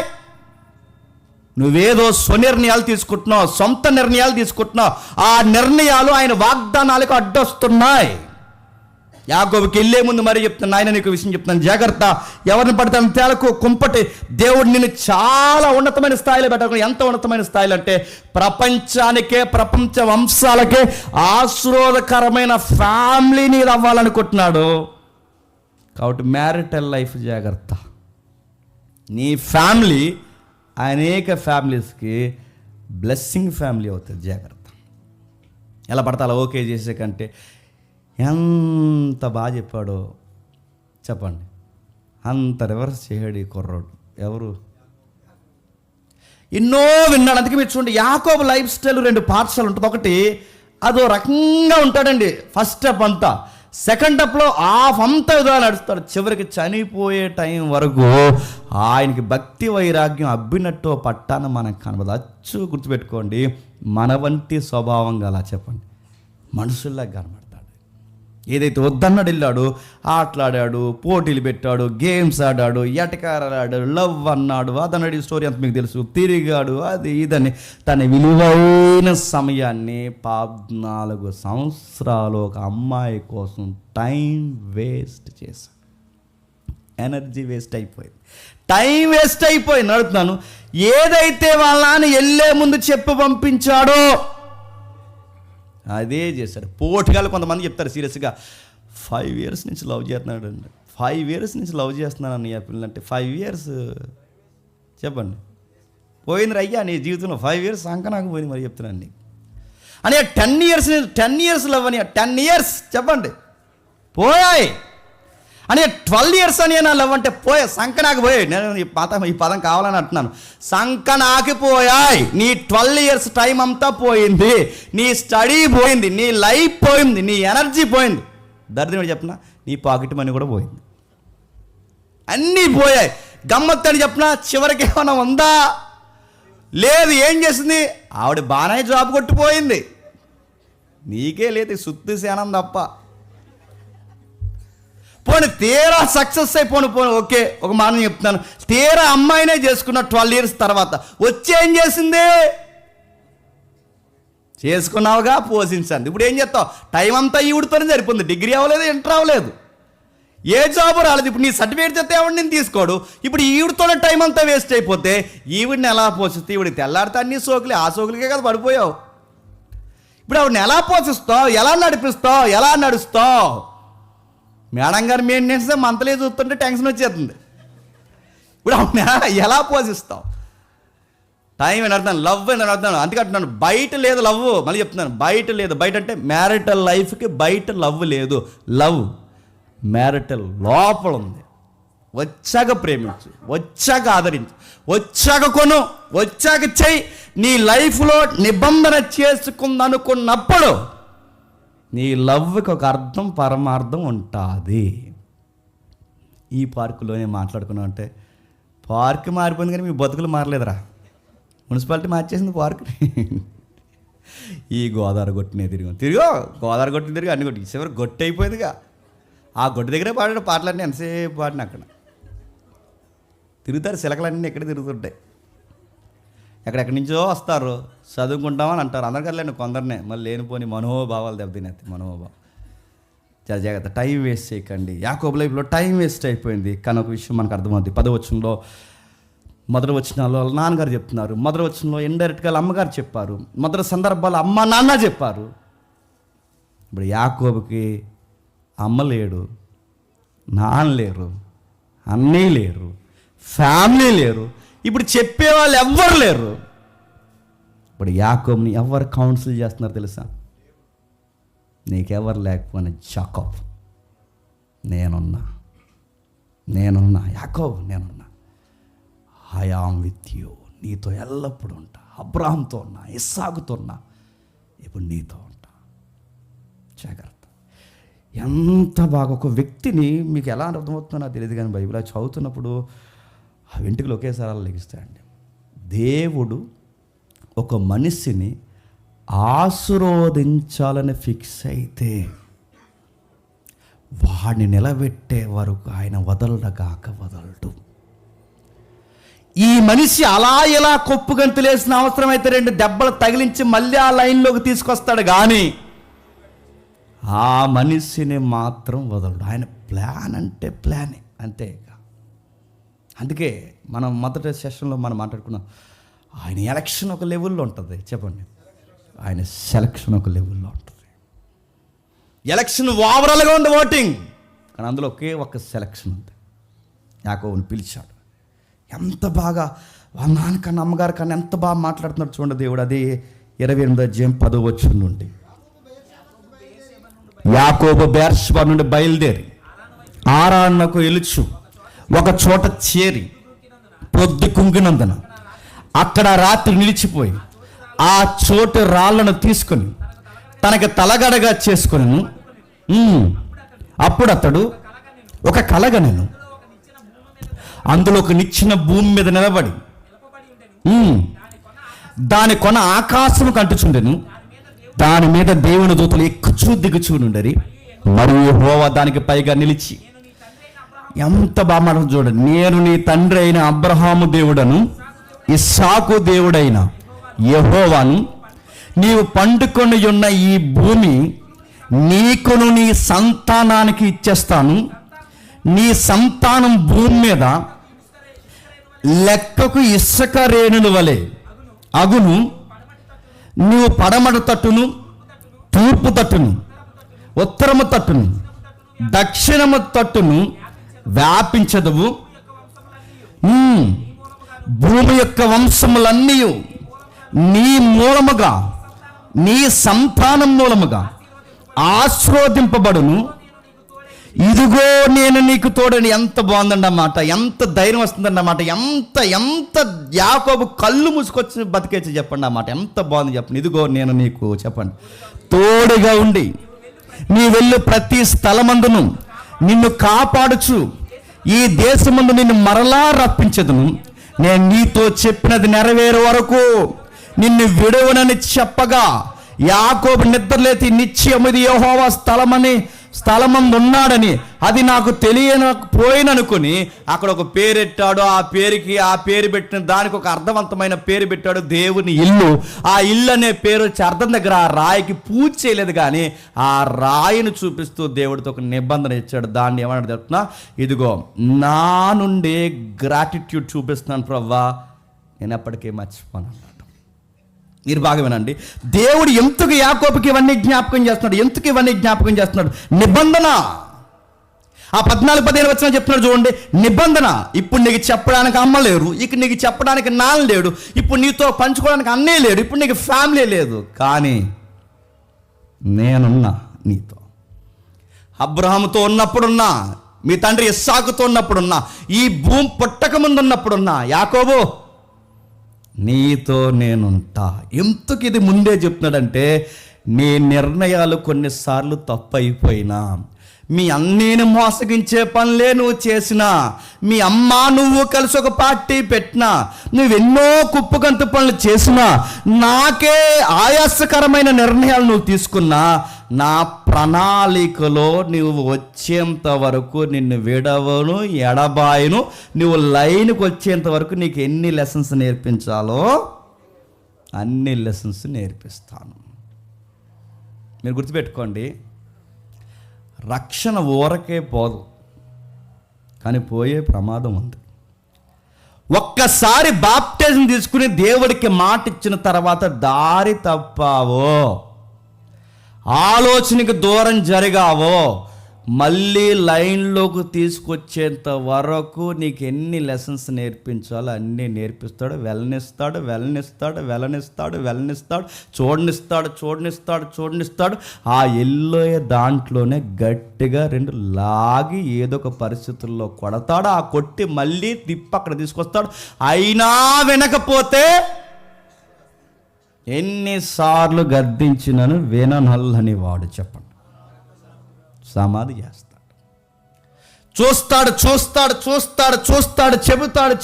చెబుతాడు. యాకోబు గారికి చెప్తున్నాడు, ఎంత బాగా చెప్తున్నాడు చూడండి. దేవుడు ఎంత బిగ్ పిక్చర్. యాకోబు గారికి కొంచెం ఆలోచిస్తే అర్థమైపోయినా, అయ్యా అబ్రహాంతో చేసిన నిబంధన, యాకోబుతో చేసిన నిబంధన, ఇప్పుడు నీతో చేసిన నిబంధన, ఈ నిబంధన అంతా దేనికి సంబంధించిన కాన్సెప్ట్ అంటే, నీ కల్లో ఒకటి కనబడుతుంది చూడు. ఏంటి? పరలోకం కాదు, నీ కలలో ఒకటి కనబడుతుంది. ఏం కనబడుతుంది? ఒక నిచ్చెన కనబడుతుంది. అదిగో దేవదూతలు ఎక్కుతున్నాయి దిగుతున్నాయి. ఎక్కడికి ఎక్కుతున్నాయి, ఎక్కడ దిగుతున్నాయి? అవి డైరెక్ట్గా నువ్వు పడుకున్న దగ్గరికి, నీ దగ్గరికి దిగుతున్నాయి. నీ దగ్గరికి ఎందుకు దిగుతున్నాయి అంటే, నీకు వాటికంటే ఈ దృశ్యలోకానికి అదృశ్యలోకానికి కనెక్ట్ చేసే ఒక బ్రిడ్జ్ ఉంది. ఆ బ్రిడ్జి అంటే చెప్పిన ప్రభు అయిన యేసుక్రీస్తు. యాకోబు, నిన్ను ఊరకే పిలవట్లేదు. పరలోకపు ప్రభుత్వం నీ ఫ్యామిలీతో కనెక్ట్ అవుతుంది. దేవదూతలు ఎక్కుతూ దిగడం అంటే మీరు అనుకున్నట్టు సున్నీలు వేసుకుని దిగుతున్నాయి అనుకోకండి, రెక్కలు ఊపుకుంటా. అది కాదు, అలా ఊహించకండి. ఈ బేతాల కథలు కాదు, గుర్తుపెట్టుకోండి. దేవదూతలు ఎక్కుతూ దిగుతూ అంటే అలా సున్ని ఎగరేసుకుని అలా ఎగురుతున్నాయి అనుకోకండి. అది కాదు. ఎక్కుతూ దిగుతూ అంటే దాని అర్థం ఏంటి చెప్తున్నా, ఆ ప్రభుత్వం నీ లైఫ్లోకి ఇన్వాల్వ్ అవుతుంది. పరలోకపు ప్రభుత్వం, పరలోకపు సైన్యం, పరలోకపు కౌన్సిల్ నీతో ఇన్వాల్వ్ అవుతుంది. నీ చుట్టూ కేంద్రీకృతమై ఉంది. నువ్వు సరిగ్గా నిలబడితే యాకోబు రివైవల్ స్టార్ట్ అవుద్ది. అలా నిలబడంతే. కానీ అబ్బాయి చూశాడు, మెలకు వచ్చింది, నిచ్చినేటో పక్కన పడేశాడు, దర్శనమేటో భావాన్ని పక్కన పడేశాడు, అన్నీ పక్కన పడేశాడు. ఓ రాయి తీసుకున్నాడు, దానికి ఒక పేరెట్టాడు, దాని మీద నూనె వేసాడు, ఓ మాట అన్నాడు. ఏమన్నాడు చెప్పనా? నువ్వు నాకు మంచి మేత ఇచ్చి, నాకు మంచి బట్టలు ఇచ్చి, నన్ను జాగ్రత్తగా పోషిస్తే మళ్ళీ వచ్చినప్పుడు నీకు 10వ వంతు ఇస్తా అన్నాడు. ఎవరు? అన్నీ మనలాంటి మాట్లాడండి. ఆయన ఏమో ఒక బిగ్ పిక్చర్ చూపిస్తుంటే ఆయనకి ఏమిస్తాడంట? ఇంకేమనాలి చెప్పండి? 10వ వంతు కాదు, తిరిగి వచ్చే సమయానికి అదే బేతేలు ప్రాంతంలో నిలబెట్టి 10వ వంతు కాదు, సరిగ్గా దేవుడు ఎక్కడ కొట్టాడు తెలుస్తున్నా? తుంటే ఎమికెర కొట్టాడు. ఈయన అడుగుతాను, ఎవరికి ఏమి ఇస్తావు? లైఫ్ ఇవ్వు, వెనక్కరా. నువ్వు ఇచ్చే 10వ వంతుల కోసం ఏం చూడట్లేదు, నువ్వు ఇచ్చే దశమ భాగాలు ఏవైతున్నావు, ఇంకా నువ్వు చెప్తున్న దాంట్లో లక్షలో వెయ్యిలో ఏవైతున్నావు వాటి కోసం ఏం చూడట్లేదు. నువ్వు ఇచ్చే వస్తువుల కోసం కాదు, ఆయనకి కావాల్సింది వస్తువుల కన్నా ఇచ్చే నువ్వు కావాలి. నీ మార్పు కావాలి, ఆయన నీతో నిబంధన కావాలి, ఆ నిబంధనలో స్థిరపడే విధానం కావాలి. యాకోబు గారు మాట్లాడుతూ ఏమంటున్నాడు చూడండి, అందులో ఒక మంచి విషయం ఉందో దేవుడు చెప్తున్నాడు. నేనుంటా, నీతో ఎల్లప్పుడు ఉంటా. ఆ అన్న దేవుడు ఎంత బాగా మాట్లాడుతున్నాడు. బేతేల్లో గుర్తుపెట్టుకొని ఇంటికి వెళ్ళినారు చదవండి. అదే బేతేల్లో యాకోబు గారికి ముందు అక్కడ బలిపీఠం కట్టింది ఎవరు చదువుతున్నా? అబ్రహాం గారు. హాయికి నీ బేతేలికి మధ్య అబ్రహాం బలిపీఠం కట్టాడు. రెండింటిని సంధి చేస్తున్నాడు. అదే ప్లేస్లో 12:8 అబ్రహాం బలిపీఠం కట్టాడు. అదే 13 అధ్యాయంలో పవిత్రత మనకు కనబడుతుంది. అక్కడ మీరు చూడండి, ఇదే బేతేలు ప్రాంతం పవిత్రత నుంచి ఎక్కడ పోయిందో తెలుసా? రాను అపవిత్రంగా మారిపోయింది. ఏమైంది? మీరు తర్వాత చూడండి. అదే పవిత్ర నుంచి అపవిత్రత ఎలా మారిపోయిందో మనకు తెలుసు. ఆ తర్వాత తలలో యెరోబాము ఉంటాడు చూసారు, ఆ యెరోబాము గాడు ఎవడైతున్నాడో, ఆ యెరోబాము అనేవాడు ఆ ఆలయాన్ని, అంటే ఆ బేతేలు ప్రాంతాన్ని, యాకోబు నిబంధన చేసుకున్న ప్రాంతాన్ని, అబ్రహాం బలిపీఠం కట్టిన ప్రాంతాన్ని యెరోబాము అన్నవాడు అక్కడ ఏం కట్టాడు చెప్పనా? ఒక బయలుకి గుడి కట్టించాడు. బయలు అంటే గుర్తొచ్చింది, ప్రజెంట్ ట్రెండ్లో నడుస్తుంది. చూస్తున్నారుగా స్టీఫెన్ హాకింగ్, చూస్తున్నారు కదా current news. Stephen Hawking, bill gates, bill Clinton చాలా మంచిగా అనుకున్నాను నేను. బిల్ క్లింటన్, ప్రజెంట్ ట్రంప్, కొన్ని మన ఇలాకాలో ఉన్న పేర్లు, ఇవన్నీ వెంటనే ఆడి పేరేడు చెప్పండి. పేరు అంటే ఏం చూడరు, అన్ని సీరియల్ బ్యాచేనా? చెప్పండి. వెస్టర్న్ ఫైల్స్ ఏవైతుందో ఆడెవరు చెప్పినా ఆడొక జ్యూయిస్ యూదుడు. ఆడ బ్యాంక్ అకౌంట్ నేమ్ అది తెలిసి పెట్టాడో తెలిగి పెట్టాడో మారిందో ఏమైందో మొత్తం మీదకి ఒక సౌండ్ బయటకు వచ్చింది. అకౌంట్ నేమ్ ఏంటో చెప్పిన అకౌంట్ నేమ్ బయలు దేవత పేరు. ఆడెక్కడో ఒక దీవి కొన్నాడట. ఆ దీవిలో మాట్లాడితే వీలైతే మాట్లాడదాం అనుకుంటున్నాను దీని గురించి. ఎవరైనా కొంచెం తోడు పెట్టుకొని మాట్లాడితే ఇన్ఫర్మేషన్ బాగుంటుంది. ఎందుకంటే ప్రజెంట్ ఏం జరుగుతుందో వాతావరణం అర్థం కావాలి. బయలు చచ్చిపోలేదు, బయలు వాతావరణం చచ్చిపోలేదు. సాతానుగాడు ట్రెండ్ మార్చాడు, వాడి అప్డేట్ అయ్యాడు. ఇప్పుడు బయలు ఆరాధన ఎలా మారిందంటే ఇప్పుడు బయలు దేవుడు ఎవరెవరిని వాడుకోవడం చెప్పిన సైంటిస్టులని, పొలిటీషియన్స్ని చెప్పండి. ఎవరైతే ఉన్నారో కరెన్సీ అకౌంట్ బాగా అంటే వాడు లోకనాథులతో చట్టా పట్టాలేచాడు. వాడికి ఉన్న నీచమైన బుద్ధి మొదటి నుంచి ఏంటో చెప్పనా పసిపిల్లలతో ఆటలాడతారు. బయలుకి పసిపిల్లలను బలేశారు. ఇదే చీకటి కుంభకోణంలో ఏం చేశారు చెప్పనా పసిపిల్లలను దీవికి తీసుకెళ్ళి 14 నుంచి 10 ఏళ్ళు లోపున్న పిల్లలను అక్కడ తీసుకెళ్ళి వాళ్ళని ఇష్టానుసారంగా చెరిచేసి ఇంకా చిన్న పిల్లల్ని ఆ సరిచేసేటప్పుడు వాళ్ళు చచ్చిపోతే వాళ్ళని జాగ్రత్తగా మంచి మంచి పిజ్జాలు ఫ్రైలు చేసుకుని తినేసారంట. ఈ చదువుతుంటే మీకు బయలారాధన గుర్తవుతుందా లేదా? నా మాటలు మీకు అర్థమవుతున్నాయి. అలాంటి గుడి కట్టించాడు ఈ పోరంబొగ్గుడు. ఎవరు చెప్పండి? యెరోబాము గుడి కట్టించాడు. తర్వాత ఓషియా లాంటి వాడు వచ్చాడు, మొత్తానికి ఆ గుడి పగలగొట్టాడు, తీసవతల పడేసాడు ఆ పనికిమాలిన గుడిని. ఇప్పుడు ఎగ్జాక్ట్గా అలా లేదు కానీ గుర్తుపెట్టండి, ఎగ్జాక్ట్ అలా లేదు కానీ బయలు ఈరోజు ఇలాంటి మోతుబర్ల గుండెల్లో బతికే ఉంది. సాతానుగాడు ట్రెండ్ మార్చాడు, విధానం మార్చాడు. ఆ వీడియోస్ కానీ ఫైల్స్ కానీ చదువుతుంటే నడుతున్నాను, భయం వేస్తుందండి. వారి అసలు సాతానుగాడు సొసైటీని ఎంతగా కనబడ్డవు కొన్ని, వినబడ్డవు కొన్ని. ఇలాంటి మాఫియాలు ఎన్నున్నాయో ఈ సమాజంలో. నేను ముగిస్తున్నాను. యాకోబుతో దేవుడు మాట్లాడుతున్నాడు. యాకోబుతో దేవుడు మాట్లాడుతూ 10 అయిపోతుంది, నేను త్వరగా ముగిస్తాను. ఓ 10 నిమిషాలు చెప్పనా? ఓకే. యాకోబుతో దేవుడు మాట్లాడుతూ ఎంత బాగా మాట్లాడుతున్నాడు చూడండి. యాకోబుతో దేవుడు మాట్లాడుతూ జాగ్రత్త, నేను ఉన్నాను, నేను చూసుకుంటాను, జాగ్రత్త ఉన్నాను చూసుకుంటా అంటే ఆ ఏరియాకి పేరెట్టాడట. ఆ పేరు చెప్పిన బేతేలు. అక్కడ మంచి వచనం ఉంది, 20 వచనం నుంచి చదువుదాం ఒకసారి. అప్పుడు యాకోబు నేను తిరిగి నా తండ్రి ఇంటికి క్షేమంగా వచ్చినప్పుడు దేవుడు నాకు తోడై ఉండి నేను నిలుచున్న ఈ మార్గములో నన్ను కాపాడి తినుటకు ఆహారము ధరించుటకు వస్త్రము నాకు దయచేసిన వాళ్ళ యెహోవా నాకు దేవుడైండును. మరియు స్తంభముగా నేను ఇచ్చిన ఈ రాయి దేవుని మందిరమగును. మరియు నువ్వు నాకు ఇచ్చి యావత్తులో 10వ వంతు నిశ్చయముగా నీకు చెల్లించినదని మొక్కుకొనెను. ఏం జరుగుతుంది చెప్పండి? ఇక్కడ మందిరం కడతా అన్నాడు, కానీ అక్కడ మందిరం కట్టలేదు. ఏ గుడి కట్టారు చెప్పండి? బయలు గుడి కట్టారు. ఇదే దేవుని స్థలం అవుతుందన్న, దేవుని స్థలం కాదు, అన్యులకు బలిపీఠమైంది. ఆయనకి ఎలా అర్థమైంది చెప్పండి? ఈ నిశ్చయేంటి, ఈ ఔరాభావ సంబంధం ఏంటి? నన్ను ఎంత బాగా చూస్తున్నావే, నువ్వు నన్ను పోషించకపోతే ఏం చేస్తావు అనుకుంటే బాగుండు. కానీ ఆయనతోనే షరతులు మాట్లాడుతున్నాడు. ఏమని షరతులు మాట్లాడుతుంది చెప్పండి? నాకు ఫుడ్ ఎట్టి, బెడ్ ఇచ్చి, నీడిచ్చి అన్నీ ఇస్తే తిరిగి వచ్చి అన్నీ నేను క్షేమంగానే ఇంకా అక్కడ ఏం చచ్చిపోకుండా జాగ్రత్తగా తిరిగి వస్తే చెప్పండి నీకు 10% ఎత్తా అన్నాడట. దేవుడికి 10% ఏంటండి? మర్చిపోయాడు. పోనీ ఒక విధంగా ఇది పాజిటివ్ వైబ్రేషన్లో మనం తీసుకుందాం. నిజంగా దేవుడు చేసిన మేలుకి యాకోబు గారి దగ్గర గ్రాటిట్యూడ్ మనకు కనిపిస్తుంది. ఎంత బాగుంటుంది చూడండి. దేవా నువ్వు నాకు చేసే కొలది నీకు నేను ఇస్తాను, నువ్వు నాకు చేసే కొలది దేవుడు నాకు ఇస్తాను, దేవుడు నాకు చేసే కొలది నీకు ఇస్తాను. గుర్తుపెట్టుకోండి, చాలామంది చూడండి ఉద్యోగం లేనని చెప్పి ఎంత భక్తికుంటారో చర్చిలో. దేవ నాకే కనుక ఉద్యోగం వస్తే ప్రభు, గుర్తెట్టుకో, ఇంకా నాకు కానీ ఉద్యోగం వస్తే ప్రభు ఫస్ట్ శాలరీ నీకే ప్రభు, నాకు కానీ ఉద్యోగం వచ్చిందని ప్రభు, ఇదిగో ఈ పర్సంటేజ్ అంతా ఇంకా మినిస్ట్రీ మామూలుగా ఉండదు. అప్పుడు మాడుతుంటారు చాలామంది నా దగ్గరికి వచ్చి, అని నాకు కానీ ఉద్యోగం వచ్చిందంటే ఇంక మన మినిస్ట్రీ ఉంటుందని అని 10 ఏళ్ళ నుంచి అంటున్నాడు, ఒక్కడికి కనబడలేదు అని. ఎలా ఉంటుంది చూడు, నాకే కనుక ఉద్యోగం వస్తాను, ఇదిగో ఈ బిజినెస్ నడుతాను, ఈ బిజినెస్ కనుక సార్ నీకు ఇంకెవడం నెలసరి ఎలా ఉంటుంది చూడు మన మినిస్ట్రీ. ఇంకా ప్రోగ్రామ్సే ఒక్కడికి కనబడలేదండి. వ్యాపారం అంటున్నారు, ఆడు లేడు ఈడు లేడు. తీరేలు సక్సెస్ అయిపోయిన తర్వాత కనీసం SMS కూడా పెట్టరు, చూడరు. ఇలా వెళ్తుంటే ప్రైజులు అంటే ఆడెవడో మాది వెళ్ళన్నాడు, ఏ మళ్ళీ అడిగితే మళ్ళీ మళ్ళీ ఏమన్నా ఇన్వాల్వ్ అవ్వమంటాడేమో అని. ముందు మాటలు అలాగే ఉంటాయి, గుర్తుపెట్టుకోండి.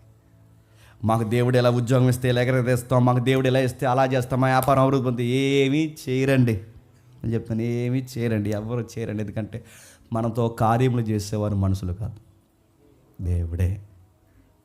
ఛానల్ క్రితం ఒకరు అన్నారు, మేము కనుక సక్సెస్ అయితే నీకు నెలకు లచ్చెత్తామన్నారు. నా లచ్చట్టిపోడు ఇప్పుడు ఇంకా కనబడలేదండి. ఆడున్నాడా, బతికాడా, చచ్చిపోయాడు, నా డబ్బులు అట్టిపోయాడు. మనుషుల మాటలు అలాగే ఉంటాయి, అలానే చేస్తారు, అలాగే మాట్లాడతారు. అడుగుతున్నాను, వీళ్ళు ఏమి చేయరు. కానీ యాకోబు కొంచెం బెటర్గానే మాట్లాడుతున్నాడు మనకన్నా. యాకోబు దేవుడు తట్టినాడు, ప్రవ్వా నాకు కలిగితే నీకు ఇస్తా, నాకు కలిగితే నీకు ఇస్తా. కానీ బాగా ఉండండి, దేవుడు ఇస్తాడు, ఇంకా ఇస్తాడు, ఇంకా ఇస్తాడు, దీవిస్తాడు, ఇస్తాడు, ఇంకా ఇస్తాడు, దీవిస్తాడు, ఇస్తాడు. మనుషుడు ఎలాంటి చెప్పిన తీసుకుంటాడు, తీసుకుంటాడు, తీసుకుంటాడు. రేంజ్ మారిన వెంటనే మర్చిపోతాడు, స్థితిగతులు మర్చిపోతాడు, మూలాలు మర్చిపోతారు, అన్నీ మర్చిపోతారు. ఎప్పుడు గుర్తుపెట్టుకోండి, మన మూలం ఎప్పుడు మర్చిపోకూడదు, మనల్ని పిలిచిన వారిని మనం మర్చిపోకూడదు, మన పరిచర్యకి ఎలా వచ్చో మర్చిపోకూడదు.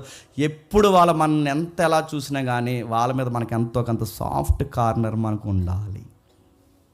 వీటిని విలువలు అంటారండి, గుర్తుపెట్టుకుని విలువలు ఇవి. ఒకప్పుడు ఇప్పుడు మెతుకులు తిన్నాం వాళ్ళ దగ్గర, మనకు గుర్తుండాలి. ఒకప్పుడు అక్కడ నిలబడ్డాం, మనకు గుర్తుండాలి, ఎంతో కొంత ఉండాలి. ఎన్ని జరిగినా సమయం వచ్చినప్పుడు సరైన సమయంలో మనం వాళ్ళ పక్షాన స్పందించాలి. యాకోబు గారు దేవుడితో నిబంధన చేస్తున్నాడు, దేవా నేను ఇస్తాను, ఇదిగో ఈ రాయే నిబంధన, ఇదే నిబంధన, నేను తిరిగి వచ్చినప్పుడు జ్ఞాపకం చేసుకుంటాను ప్రభువా అని అంటే, గమ్మత్తు అని చెప్పిన యాకోబు గారు మర్చిపోయారు. ఆశీర్వదింపడ్డాడు, బాగా ప్రాపర్టీ వచ్చింది, అంతా మర్చిపోయాడు. మర్చిపోయిన యాకోబుకి ఎవరు జ్ఞాపకం చేస్తున్నారో ఒక్కసారి చూడండి, ముగించేద్దాం. 35వ అధ్యాయం మొదటి వచనం నుంచి. దేవుడు యాకోబుతో, నీవు లేచి బేతేలునకు వెళ్ళి అక్కడ నివసించి నీ సహోదరుడు యాసావు ఎద్దు నుండి నువ్వు పారిపోయినప్పుడు నీ కనబడిన దేవునికి అక్కడ బలిపీఠం కట్టమని చెప్పగా, యాకోబు తన ఇంటి వారు తన ఎద్దునున్న వారందరితోనూ నీ ఎద్దునున్న అన్ని దేవతలను పారవేసి మిమ్మును మీరు శుచిపరచుకొని మీ వస్త్రములు మార్చుకునుడి, మనం లేచి బేతేలునకు వెళ్ళుదము, నా శ్రమ దినమున నాకు ఉత్తరం ఇచ్చి నేను వెళ్ళిన మార్గమున నాకు తోడయుండి దేవునికి బలిపీఠం కట్టుదనని చెప్పాను. వారు తమ యొద్దనున్న అన్ని దేవతలన్నింటినీ తమ చెవుల్లో ఉన్న పోగులను యాకోబునకు అప్పగింపగా, యాకోబు షెకెము దగ్గరున్న మస్తాకే వృస్తం కింద వాటిని దాచిపెట్టేశాడు. ప్రయాణమైపోయినప్పుడు దేవుని భయం వారి చుట్టూ పట్టణం మీద ఉన్నప్పుడు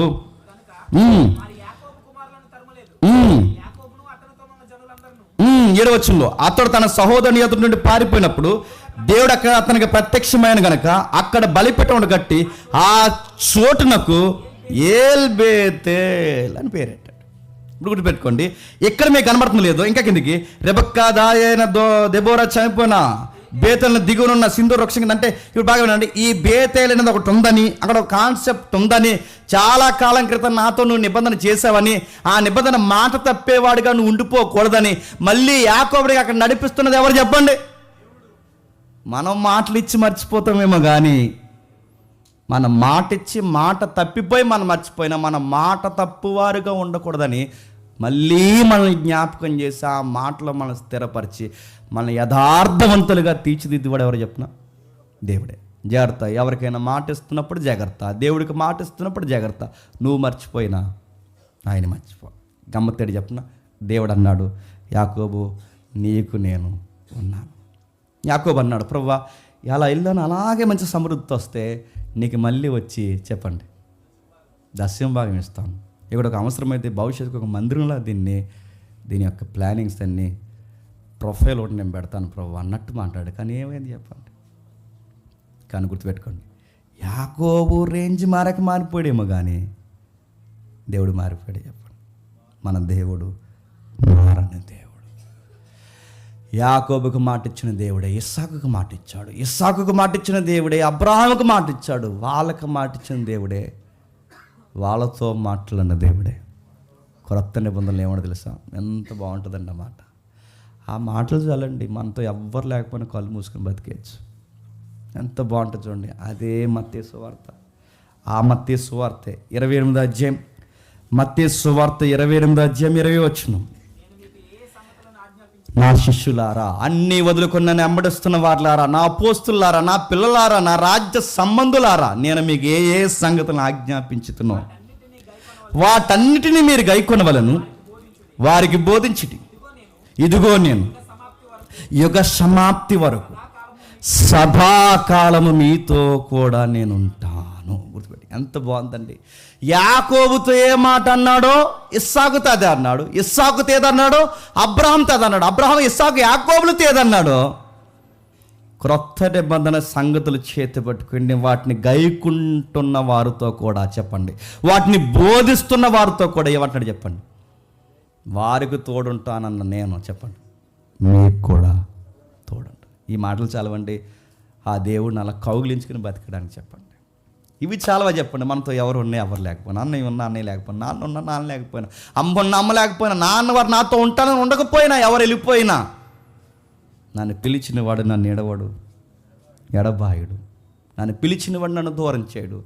ఆయన అన్నాడు సదాకాలము మీదే. సదాకాలం అంటే గుర్తుపెట్టుకోండి, ధైర్యంగా బతకండి. ఎవరు లేరని ఇందాక తమ్ముడు చెప్పినట్టు సూసైడ్ చేసుకోకండి, లేనిపోయిన నిర్ణయాలు తీసుకోండి. ఎవరున్నా ఎవరు లేకపోయినా నేను పిలిచినవాడు, నేను పుట్టించినవాడు ఎల్లకాలం నీతో నడుతున్నాను. ఈ సదాకాలం అంటే ఈ కాలంలోనే ఉండడు. మీకు ఇంటికి వెళ్ళక చదవండి, రేపొద్దున నిత్యత్వంలో కూడా ఉంటాడు. ఎప్పుడైనా నేను మనల్ని వదులుతాను ఒక మాట అంటున్నాడు చెప్పండి, ఎక్కడ వదలరండి. ఇలాంటి దేవుడిని వదిలేసి ఎక్కడికి పోవాలి, ఇలాంటి దేవుడిని వదిలేసి ఏ ఆకర్షణలో పడిపోవాలి, ఇలాంటి దేవుడిని వదిలేసి ఏమి తీయగుందని లోకం వైపు చూడాలి. అందుకే పౌలు అన్నాడు, కరువైన ఖడ్గమైన హింస అయిన ఈ లవ్ నుండి నన్ను ఏది దూరం చేయదు. ఆ దేవుడే, ఆ యాకోబుతో మాట్లాడిన దేవుడే ఈ రాత్రి నీతో నాతో మాట్లాడుతున్నాడు, ధైర్యం ఇస్తున్నాడు. సదాకాలం మీతో ఉంటా, రేపు నిత్యత్వంలో కూడా మీతో ఉంటా. నేనే నా గుడారాన్ని మేమే కప్తా, మీతో కలిసి నివాసం చేస్తా. అది కదా ప్రభా, ఫైనాన్స్ ప్రభా నేను చూసుకుంటాను అంటాడు ఆయన. డిసీజ్ అన్నారు ప్రభా doctors, don't worry Jehovah Rapha, నేను చూసుకుంటా. అది కదా ప్రభా, వీళ్ళందరూ ఉంటా అన్నారు, నన్ను వదిలేసి పోనీ పోనీ నేను ఉంటా. ప్రభు వీళ్ళెవరు ఇలా మాట్లాడదు, పోనీ ఈరోజు ఇలా ఉన్నారు రేపు ఉంటారు. ప్రభు పోనీ నేను పిలిచా, నేను ఎన్ని చేయాలని చేస్తా. నువ్వు కొన్ని తలతెక్కల పనులు చేసినా నేను సరి చేసుకుంటా, నాకు వ్యతిరేకమైన పనులు చేసినా నేను పిలుచుకుంటా, మొత్తం మీద నేను మార్చుకుంటా. అలా గాడి తప్పి నిన్ను మళ్ళీ ఎలా పిలుచుకుంటా, నేను నిలబెట్టుకుంటా. సదాకాలము నీతో నేను ఉంటా. ఇది మీకు అర్థమైతే అలానే మోకాళ్ళు వేయండి. అది మీకు అర్థమైతే నిలబడిన వారు నిలబడండి. ఆ దేవుడు నిన్ను పిలిచాడని నీకు అనిపిస్తే, ఆ దేవుడు ఇంకా నీతో నిబంధన చేస్తున్నాడు, ఆ రొట్టె ద్రాక్షసులని ఆయనకు ఒక్కసారి కృతజ్ఞతాస్తుతులు చెల్లించండి.